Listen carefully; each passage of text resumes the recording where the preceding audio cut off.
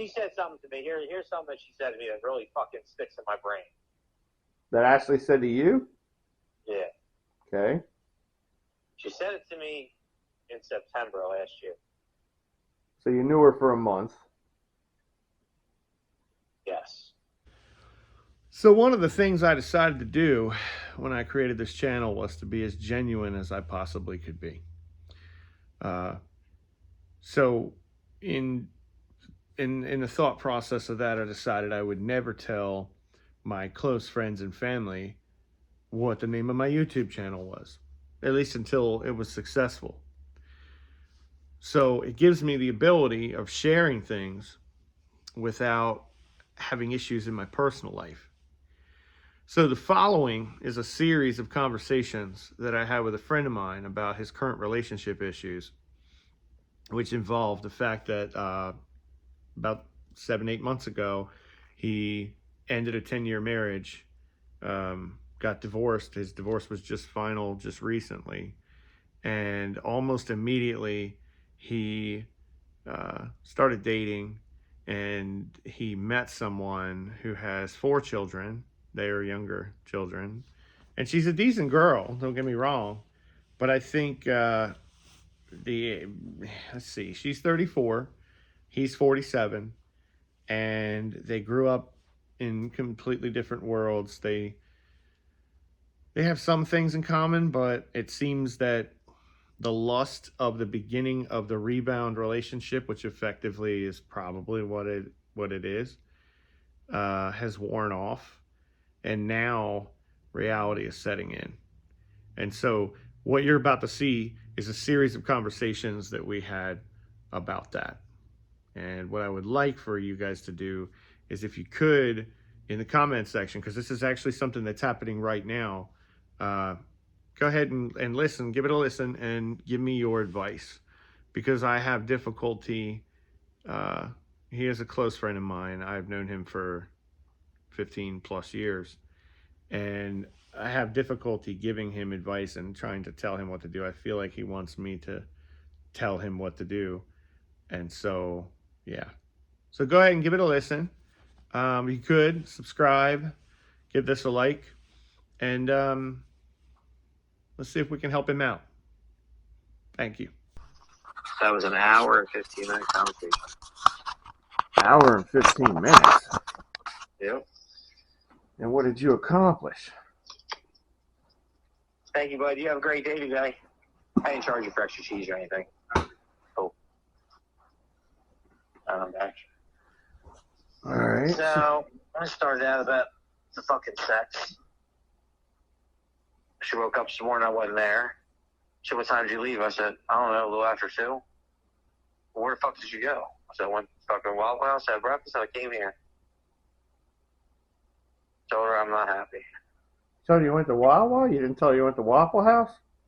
Yeah, I said Waffle House and then to work. Oh. Told her I'm not happy with anything. Legitimately not happy. It's just not a mood. It's not bipolar bullshit. It's not because I didn't take my meds. I'm feeling this way for fucking weeks. Do you have meds?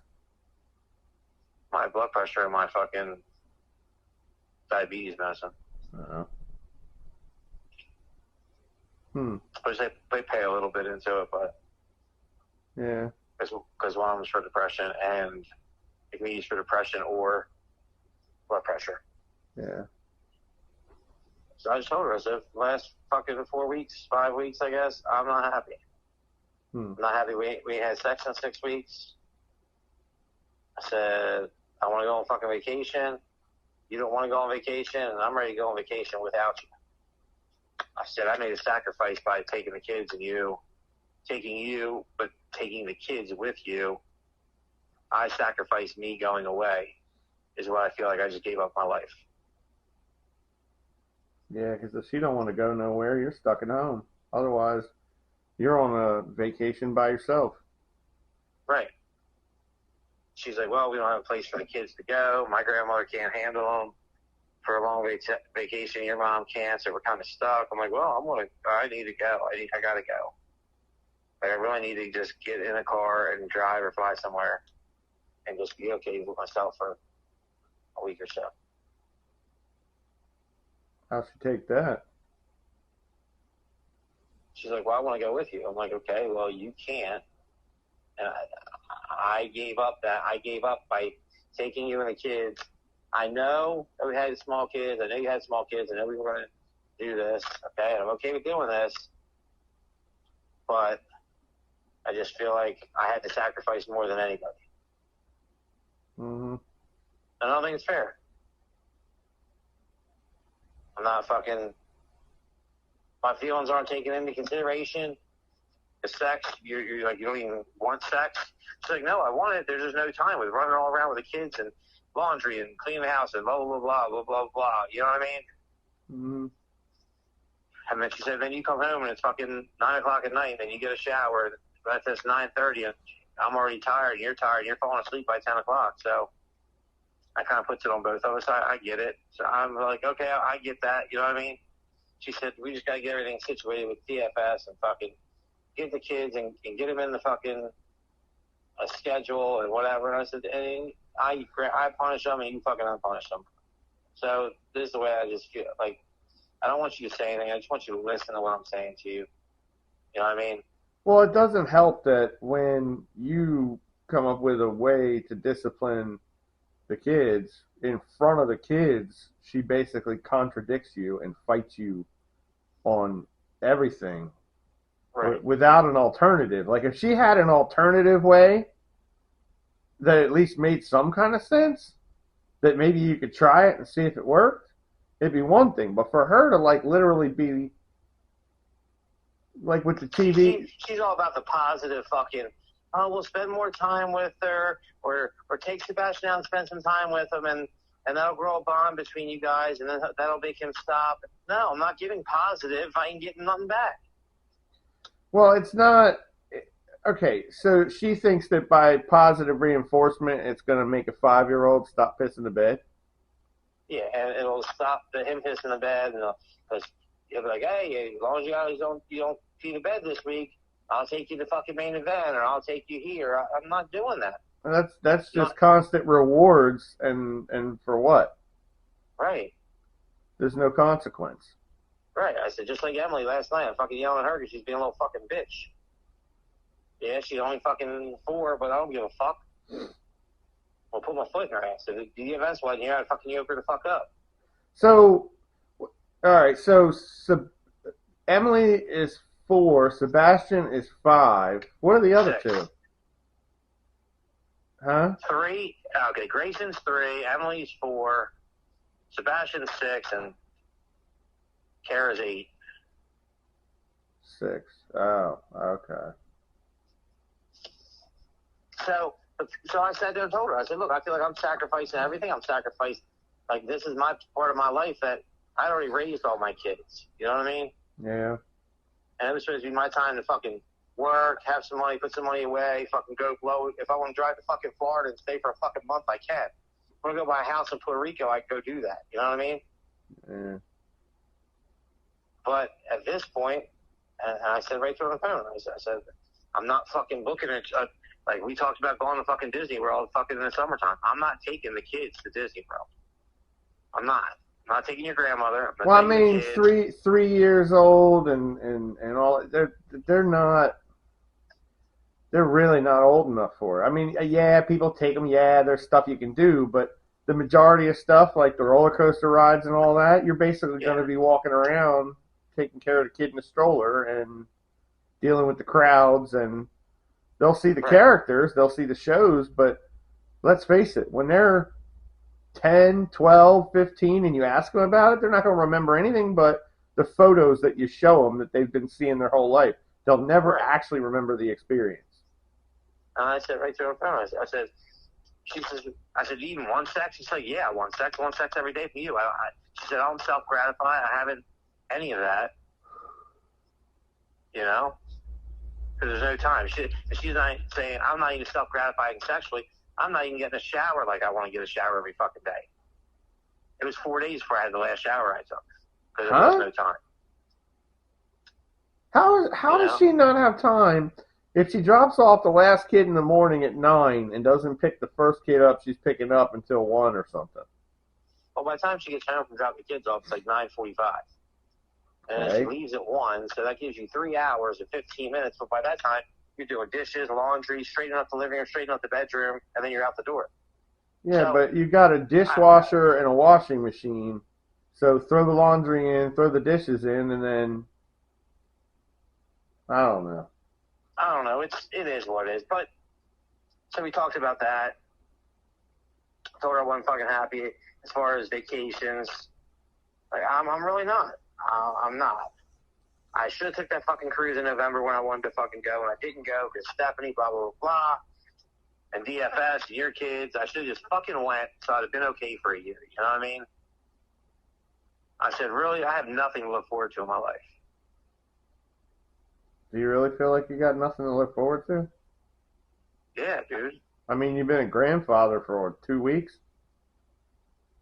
Yeah. I mean, you think your situation's bad? Look at me. I'd rather have no fucking kids to be dealing with what you're dealing with. I swear to God. What? Rick, I'm not even kidding you, dude. I swear to God. You would actually want to trade places with me. I'll trade you fucking places today. No money and everything. Huh? With no money in my pocket.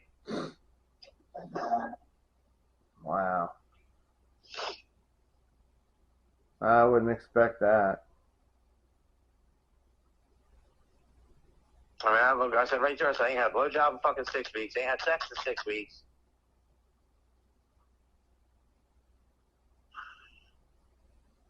Tell me again how trading places with me is going to solve that problem, considering I've been split up with her for a month and a half.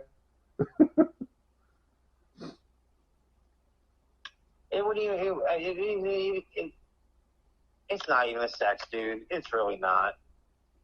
I'm just putting the sex in there because it's part of it being the part of whatever. You know what I mean? Yeah. I'm not hurting for sex. Fuck, I don't jerk off. It is what it is. I went fucking 7.5 months with Mindy. It doesn't bother me. You know what I mean? Yeah. And she did say, well, I know when we started, we didn't have the kids, and we fucked like rabbits, and we did whatever. We were carefree. But now we have, she says, I have responsibilities now. I have to, which it was good to hear out of her mouth. You know what I mean? Yeah.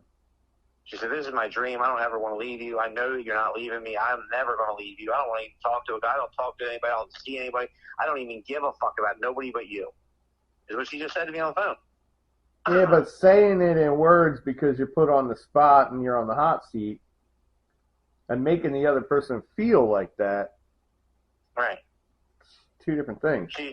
She's like, am I worried that you're going to cheat? No. You doesn't act like it. And she came around and said this. She said, am I worried that you're going to cheat? No. Am I worried that other girls are going to make offers to you? Yes. You know what? That's what every guy deals with. Their woman's constantly being propositioned, whistled at, wedding rings don't matter, telling somebody you got a boyfriend doesn't matter, the guy tries anyway. Right. So she's just got whatever, because she's got to deal with what the guy's got to deal with. Right. I don't know. Like, where do you go with that? What's up, buddy?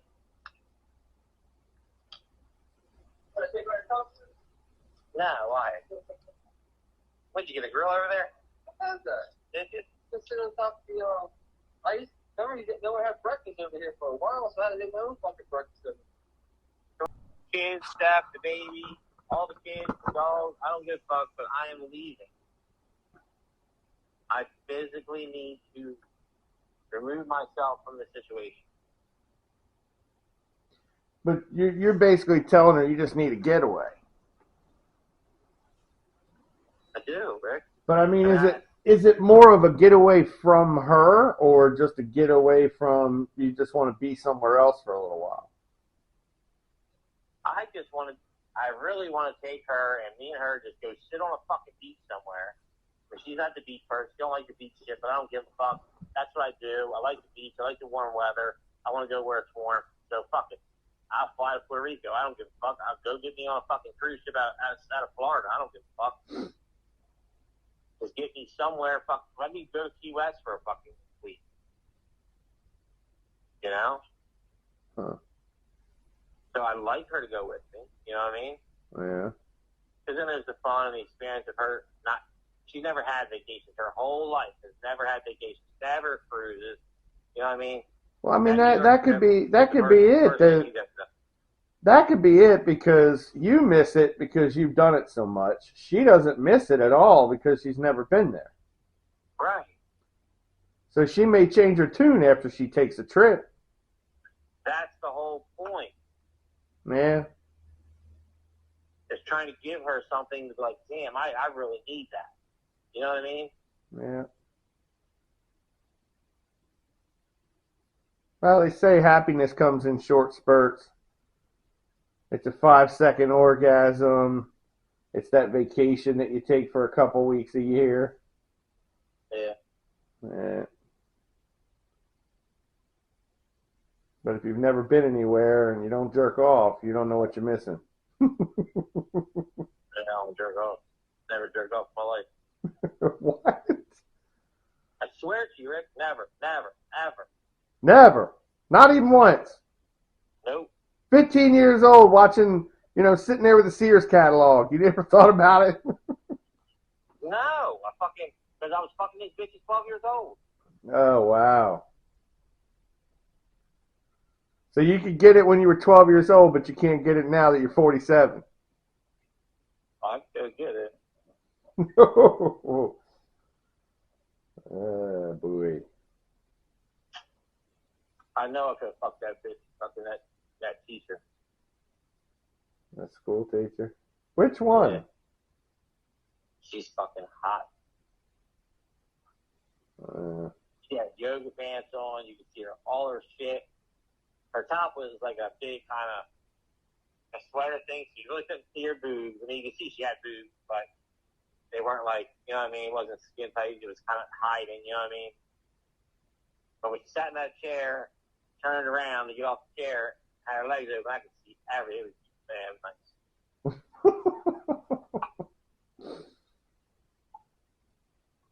But she stood right here paying. Wow. I could see the line, everything, you know? The things women don't realize that men pick up on. Yeah. But they didn't wear that thinking that nobody was going to look either, so. Right. Yeah, that's advertising. Yeah.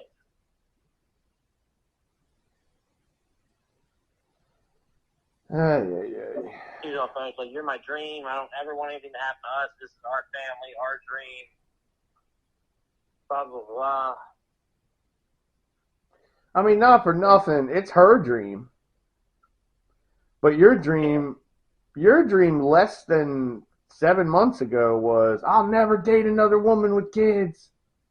Yep. And here you are, having buyer's remorse.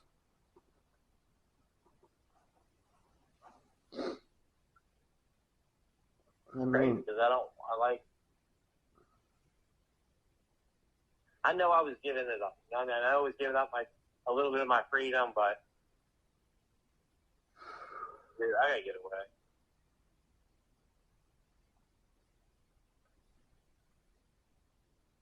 I'm driving here this morning.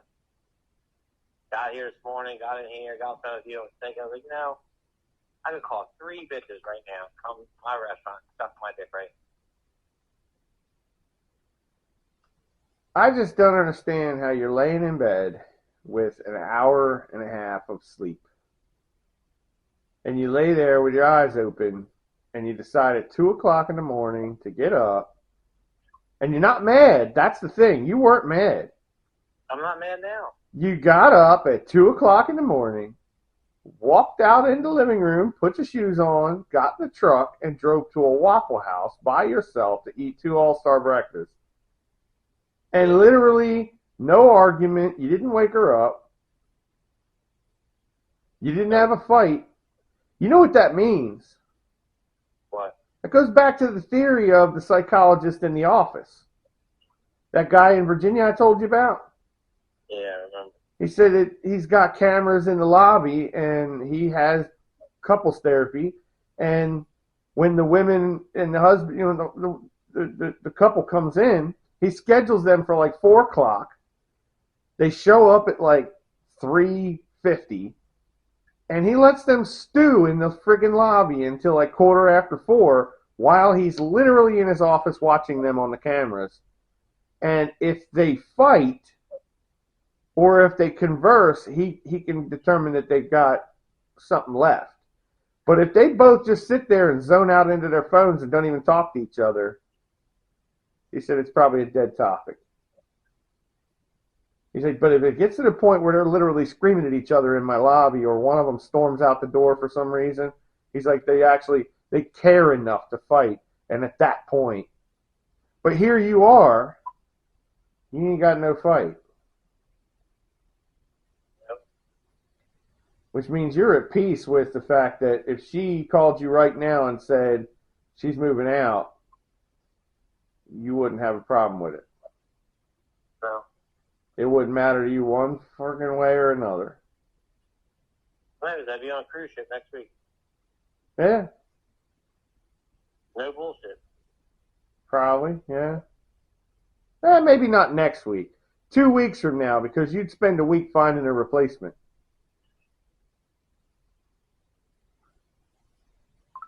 They're like, you want to go on a cruise? Boom!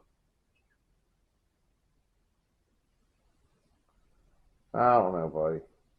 I could make 2 phone calls right now, and that would be handled and done. Oh, I know. Well, we know which one of them. Yeah. One of them would can't quit her job just to make that trip. Yep.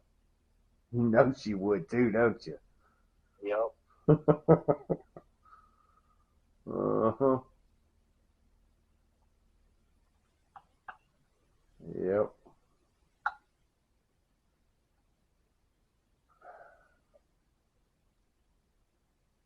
And the other one I would call would be Aaron.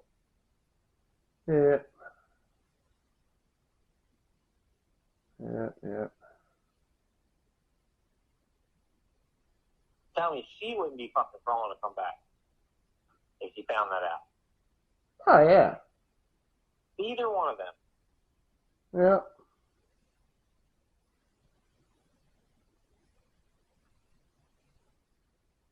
She said to me when we were on the phone, she's like, I know what I have, I know what I want, and you're it. Huh. I don't know, buddy.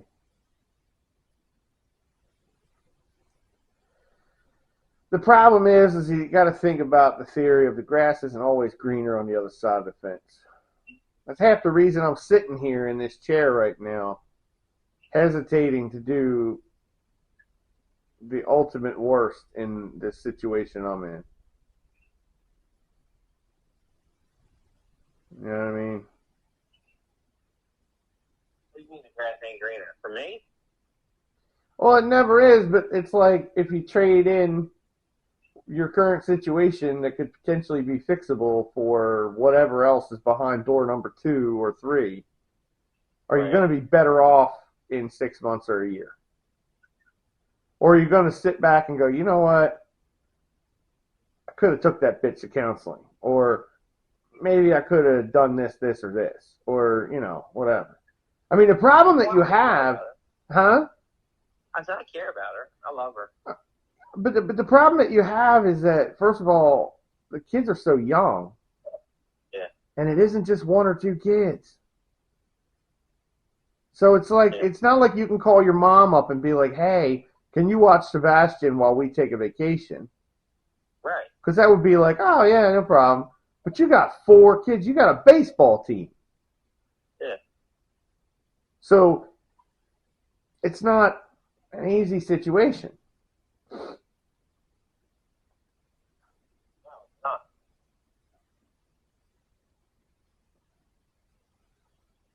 She was like, well, my priorities are a little different. I know your priorities about going on vacation.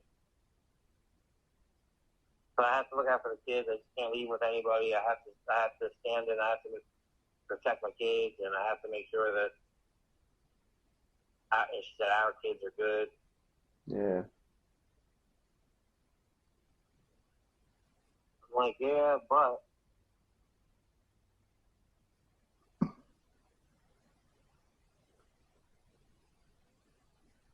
Yeah, I don't know, buddy. I mean, it's like,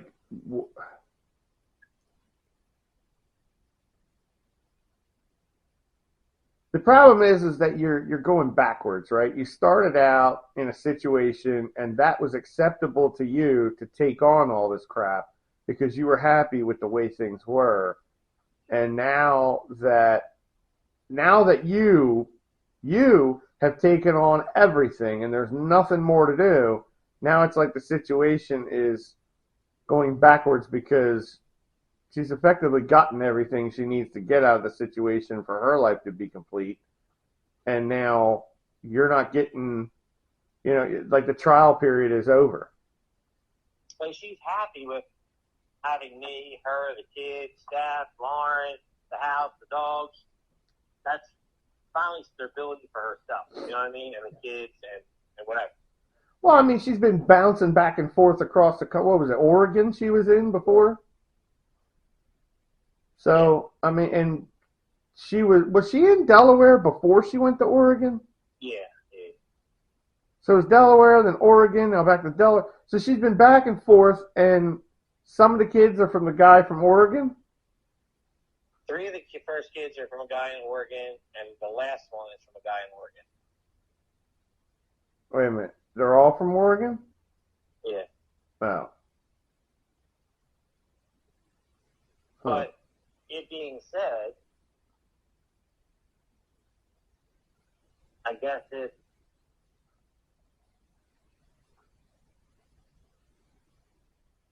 okay, so she started out, she was living with her dad and her mom in Newcastle with the grandma. Mom and dad split up. The dad kidnapped her and ran off to California for 2 years or so. Then after that, the mother got her back and was in Oregon with her. Then the dad got her again, and then her and the dad went to Japan. She lived there for like 4 years. Who was in Japan? Wait a minute, who was in Japan for 4 years? Ashley. Oh. I didn't think she left the country. Yeah, she left the country. So she started out at grandma's house with dad and the mom. Then the mom and dad split up. The mom took her, went to North Carolina or South Carolina. Then the dad went and stole her and kidnapped her and went to California. Then the mom came and stole her and went to Oregon. Then the dad took her again, then he went to fucking Japan. And how old was she when all these things were? That was from 0, and she was in Japan when she was like 8, 9, 10, 11. Okay. Yeah, 12. So she don't really remember that. No, but then at 12 years old, she was shipped back to the grandma, and the grandmother took custody of her because mom and dad were both fucked up. Okay. So then she lived with grandma until she was 15, and then ran away and went out to Oregon where mom was at. They got in a fight. She was a runaway in Oregon and lived on her own for 3 years.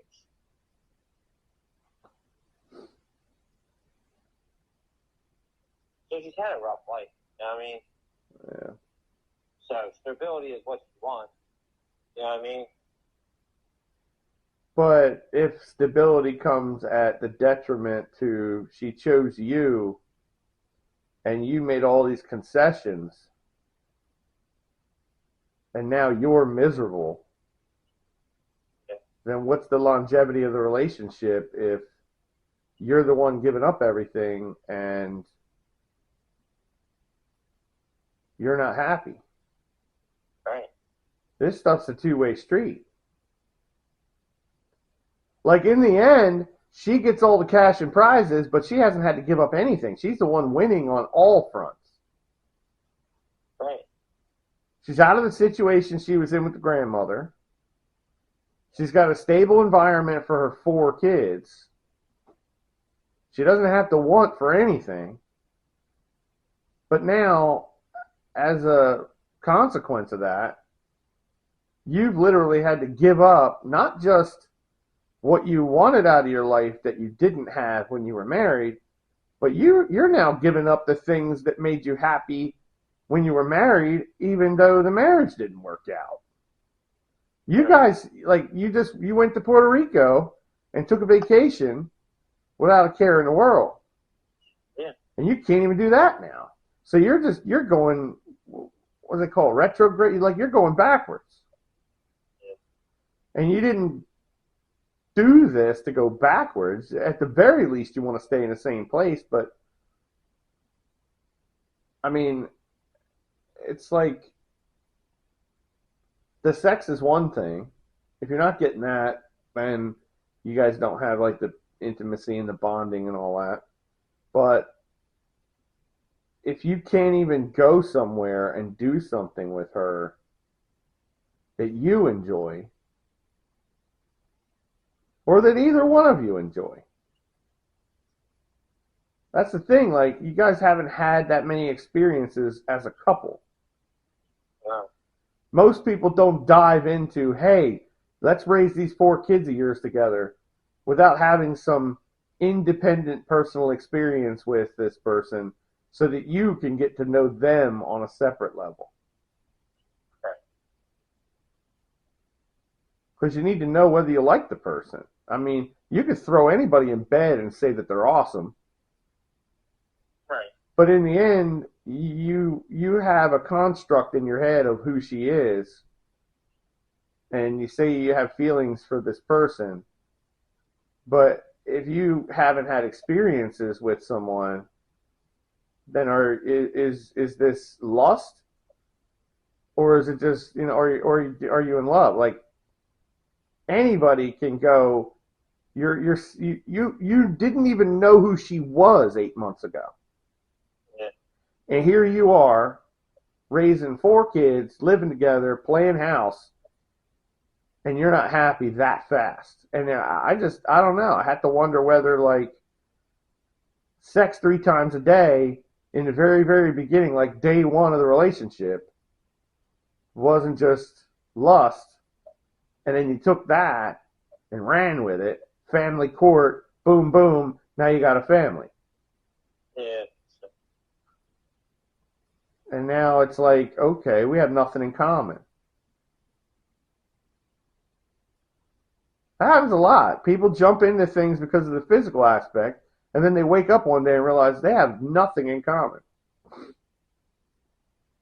I was watching a video the other day. A guy said that and of course this guy was in his mid-30s, and he had like a horror phase when he was in his 20s, and he had a moment where he just decided, you know what, I'm not going to continue to get a body count. I'm going to hold off until I find my wife, and then I'm going to, you know, and so he's been celibate for like 3 years.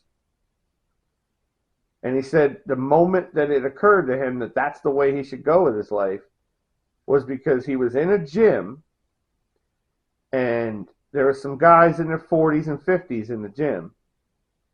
They're going for their second round, you know. They went married, divorced, and now they want to fix themselves up, lose some weight, get a little more fit so they can, you know, find their forever person. And basically these guys in their late 40s, early 50s are in the gym and they're all divorced. And he's like, why are you divorced? And he got a real common answer from like 3 or 4 of these guys that he was talking to. Like, they'd be sitting in the sauna just talking. He's like 30 years old, and these guys 20 years older than him are divorced. And when they finally opened up, the reason that most of these guys said they were divorced was that they started a relationship with a woman that they thought was the one for them, and it was a lot of sex. And then the sex kind of died off after a little while. And they went through the motions of life, you know, paying mortgages and buying cars and taking trips and stuff. But then at some point later on in life, they got close to the point where the woman went through the change, and the guy realized, well, now that there's no sex on the table, we don't like each other. We have nothing in common. Right. And then they ended up getting divorced. And it was like 3/4 of those guys in the 45 to 50-year-old range, 55 years old, they said, well, I'm divorced because in the beginning we were physically compatible, but then when you took the physical stuff out, it wasn't the person I wanted to grow old with.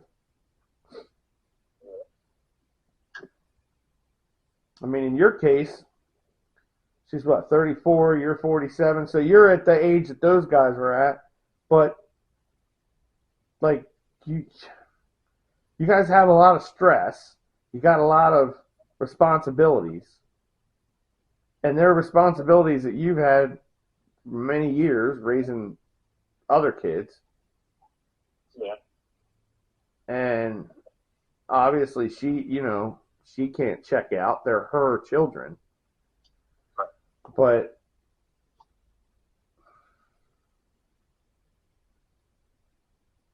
I think you're at a point where maybe you had it in your head that after you're going through all that, and it's time for you to kind of take it easy, and you just suited up for a whole other round.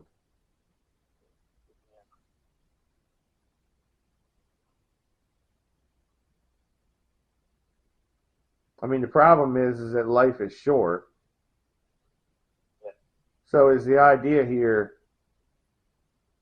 you're going to battle this on for the next 10 years and wake up at the age of 57 when We won't do anything.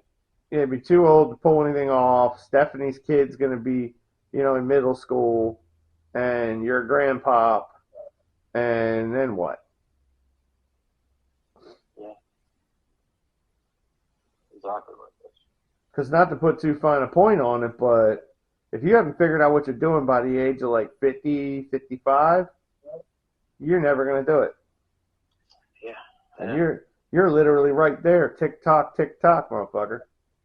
I know.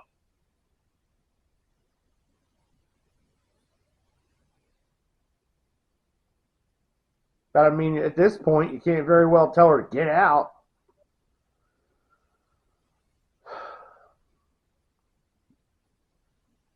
But I guess you got to ask yourself the question, do you actually have feelings for her? Or is this a rebound relationship because, effectively last summer your wife left?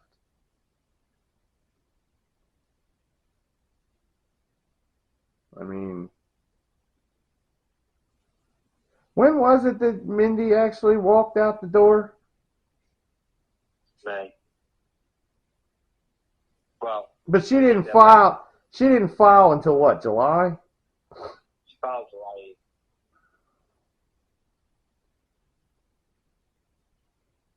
8th. Yeah, and you were still on board with trying to fix it in July. Yeah. And we're only in March. So in July of 2022, you were basically trying to repair your marriage, even in August. And then I'm trying to remember when you met Ashley. In the middle of August. Yeah, it was right around, well, because I was dealing with all my shit with her. So I guess what I'm saying is, I do have feelings. I can say that. I do. Yeah. But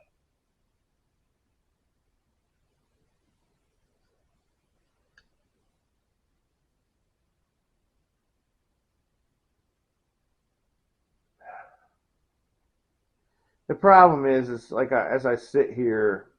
She said something to me. Here's something that she said to me that really fucking sticks in my brain. That Ashley said to you? Yeah. Okay. She said it to me in September last year. So you knew her for a month. Yes. Okay. And he turned around and she said, verbatim, her exact word was, I hope this isn't a rebound. If it is, I'm okay with it. because I'm okay to make you happy because I like to make other people happy. And you through your pain and blah, blah, blah. You know what I mean? Uh-huh. So it was the caring aspect of that. You know what I mean? Yeah. And then we were in New York. We were sitting, where the fuck were we sitting? Sitting in the... Yeah, but you got to remember why you were in New York. It was just to get away. We just had that big argument, big fight. You threw everything on the lawn, and she was scrambling to figure out a way to patch a leak. Well, she turned around and she said to me, her words exactly, I'm okay if you want to break this off, and I can move back in with my grandma. Yeah, but is that one of those testing questions? Right. Is she saying that just to see your reaction so that she could then start an argument? Or is she actually meaning the words that are coming out of her mouth? I think she was, because her grandmother came back and she says, so are you and Ashley okay? Or is her and the kids going to move back in with me? Or what's the plan? Yeah, but you know the grandmother's motive. Yeah. Hold on a minute. Actually, that's her. Hold